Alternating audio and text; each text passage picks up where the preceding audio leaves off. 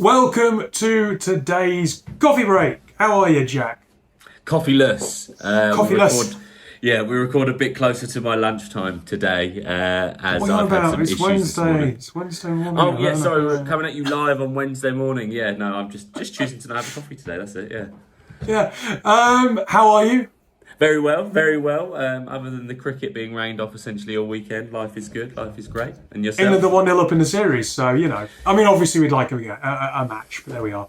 They're 1-0 up in the series, and in true England fashion, they're in their first innings and they're 7-for-1. It wouldn't be an England opening innings if someone wasn't gone already. So yeah. And the snooker was incredible on Friday. The final itself, less so. Yeah. But the two semi-finals were fantastic. Did you see? You must have seen the clip going around on Twitter where it's like, "Oh, don't hold back, Ronnie. Like, what do you think of the younger generation? Like, they're a bit rubbish, really, aren't they?" Just makes me laugh. Like he is Ronnie O'Sullivan. When I think Ronnie O'Sullivan, I think of like Messi, Phil the Power Taylor, Tiger Woods, Michael Schumacher. This absolute greatest of all time, Michael Jordan-esque athlete, sportsman, but it's in snooker, so it's not that cool. But I think Ronnie O'Sullivan is a bit of a hero of mine, actually. Well, anyway, look, that aside, because that's not really tech news relevant. Not really. What have you got for us? I went appropriate this week, Dave. I went, down the line with what makes sense to talk about. So it's from Fox News and the Wall Street Journal. Right. Written by Catherine Bindley. And this is remote working is reshaping San Francisco as tech workers flee and rent falls. So hang on. Remote working is evacuating San Francisco.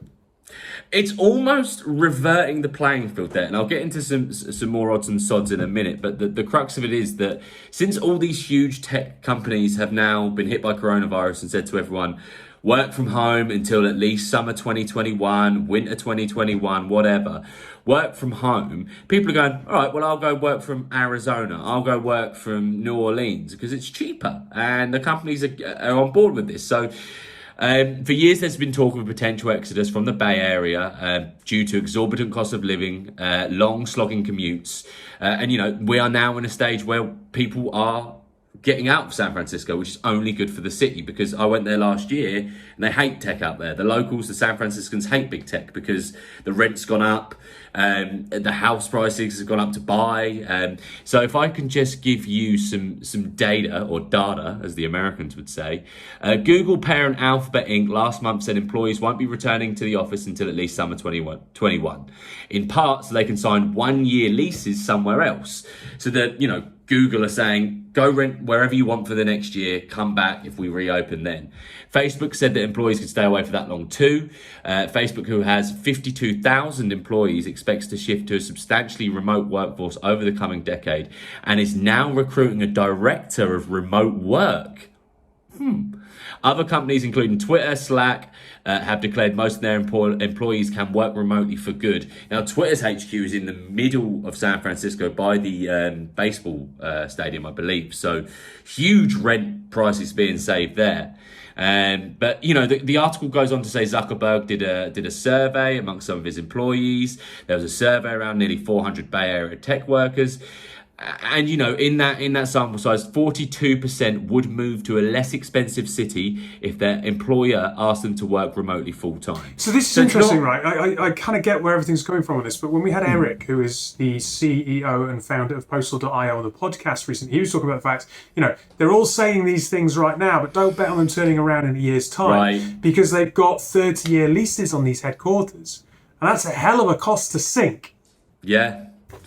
Yeah, I mean, you think there might be a contingency plan, but you want leases and lease agreements to help the tenants more than the landlords always. But when you're talking about big tech as the tenants, they're going to have to pay it, stump up the fines. Or, Dave, they might even, okay, all right, well, we'll work remotely. Let's use our offices for good. Let's set up some social housing in there. Or, I mean, those costs are huge costs to see, but let's not forget that Facebook, I think it was Facebook, lost the market cap share of McDonald's in a day, and you wouldn't have guessed. These are companies that can lose vast sums of money. So maybe they go, we'll sink the costs because we do want to be at the forefront of remote working, and they're hiring a remote working director, and they go, that's the way that we're going to go. And they are some of the very few companies in the world that could write off vast costs in a way that others just couldn't.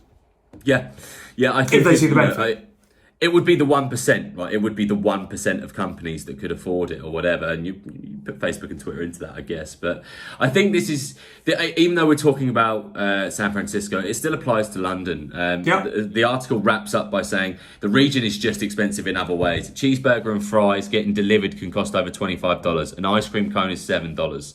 Gym classes can begin at $30 a class. It's the same in London. Yeah. And I think a lot of people, we're now in the stage where a lot of people have come back to London after leaving the city during lockdown, but it's an interesting state of play that we go into. But the centre of town is still dead.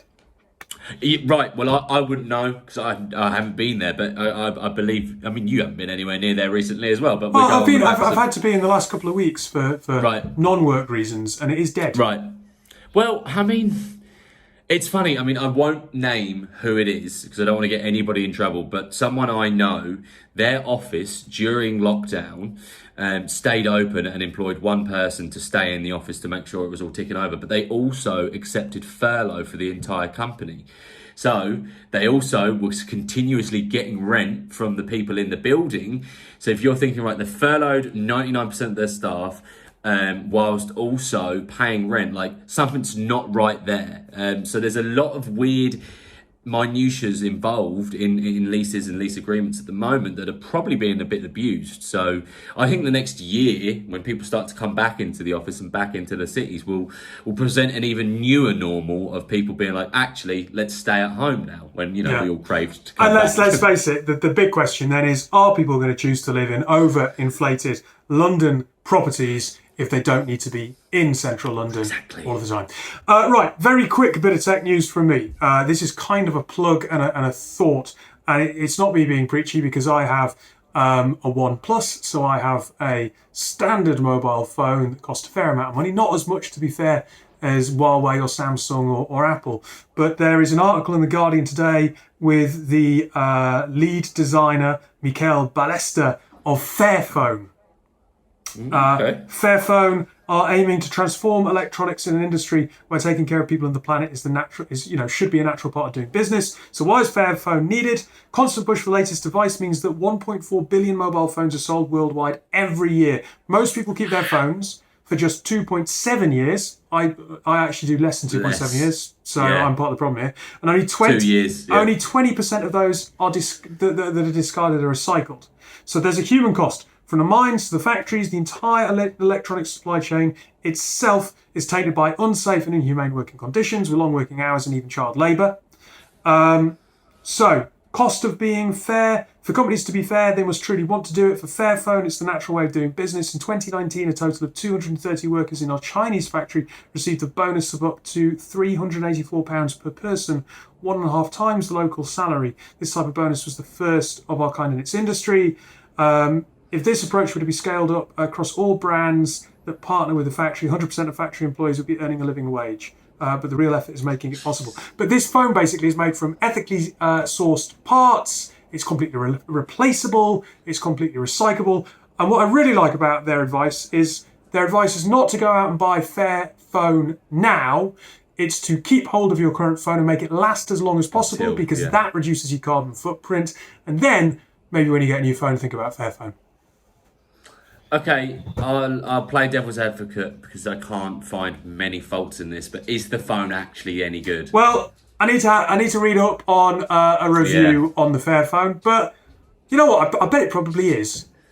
Well, look, and I mean, you and I aside, and some of our obsessive friends aside, who do get a new phone every 2 years when the contract's up or whatever. That's what I do, and some of my pals do. But the rest of them, 60% of people I know, keep the phone they like. So some of them still even got the 5S or whatever, and then they get the cheaper contracts. So they're doing a good job. If this phone is at the level of the 5S or whatever, then no one's going to notice any difference, and that's a really good thing. I'm like a magpie in that regard. I just need the shiniest Apple phone in my pocket. Yeah. We're out of time. There's a bit of thought about Fairphone. Fairphone. Thanks, Jack, for your time, and we will talk to you again next week.